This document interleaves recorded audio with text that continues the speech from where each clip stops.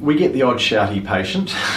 I mean, you get that everywhere, but we probably have more than our fair share of them here. Usually that is contributed to by mental health issues. So maybe they're having an acute deterioration, and they come in a state of high anxiety or distress. There's a few things here that do keep me going, and when we come across those kind of things, we have a really close, tightly knit team. So we debrief with each other. We've got a really good peer review group that we run. We have prayers every morning that we start. So we sort of have a pre-brief and debrief when we know that a patient who's going to be a bit of trouble comes in.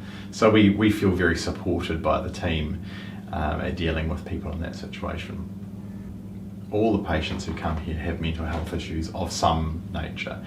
It might be depression, anxiety, more complex psychotic type illnesses, which may be very stable or might fluctuate quite dramatically.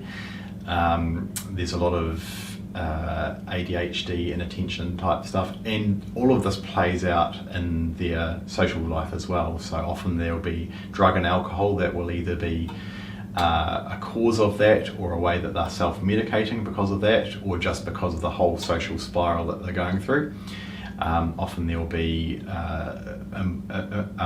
involvement with corrections, so they've been through prison several times, or they're before the courts. This kind of thing is almost a normal part of people's lives here. Those are the complexities that of their lives.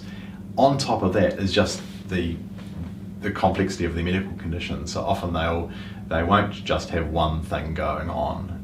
They won't come in with just one thing. They'll have multiple layers, and often it'll be things that have one thing has caused the next thing, has caused the next thing, and maybe they haven't had a chance to attend to those because they haven't been able to afford to go to the doctor. So it's a bit like when you leave your car, that rattle in your car, and you ignore it. When it comes to fix it, when the whole engine blows up, there's a much bigger job than if you had attended to it when you first heard the rattle.